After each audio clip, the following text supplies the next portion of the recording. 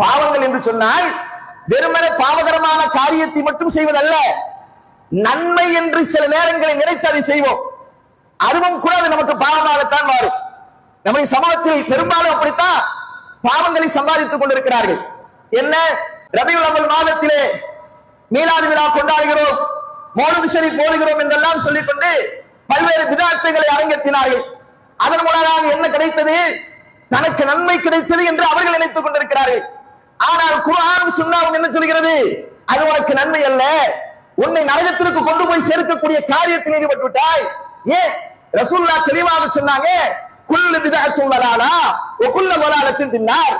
மார்க்கத்தில் இல்லாத ஒரு விஷயத்தினை செய்தால் அவைகள் எல்லாம் வழிகேடுகள், ஒவ்வொரு வழிகேடுகளும் உங்களை நரகத்திற்கு கொண்டு போய் சேர்க்கும்.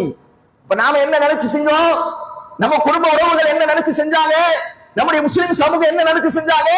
அதனால் நமக்கு நன்மை கிடைக்கும், அதனால் நமக்கு நன்மை கிடைக்கும், நமக்கு சொர்க்கம் கிடைக்கும், அல்லாஹ்வுடைய அன்பு கிடைக்கும் அப்படின்னு நினைச்சு அது நன்மையா தீமையா என்பதை முழுமையாக விவரம் இல்லாமல் செய்து கொண்டிருப்பதை பார்க்கிறோம். அப்போ சில நேரங்களில மார்க்கம் என்ற பெயரால் புதியதனை உருவாக்கி செய்தால் அது என்ன? அதுவும் பாவம்தான்.